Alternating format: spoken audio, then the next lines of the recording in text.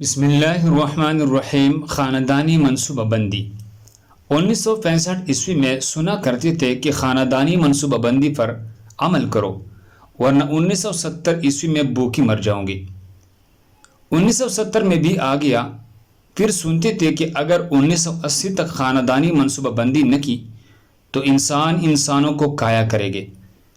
1980 بھی آ گیا۔ پھر کہا کرتے تھے کہ 1990 تک اگر منصوبہ بندی نہ کی تو پھر لوگ اپنے بچوں کو کاٹ کر کھایا کرے گی۔ 1990 بھی آ گیا۔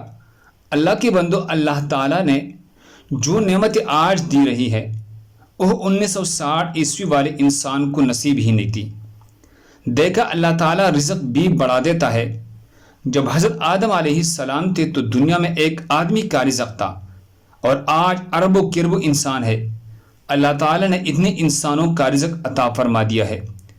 حضرت آدم علیہ السلام کے زمانے میں کیا یہ معدنیات نکلتی تھی؟ نہیں نکلتی تھی۔ جب انسان توڑی تھی زمین کی خزانے بھی توڑی نکلتی تھی۔ جب پھیل گئی، اللہ تعالیٰ نے خزانوں کی منہ کھول دی۔ اللہ ہم سب کو اس پر عمل کرنے کی توفیق عطا فرمائے۔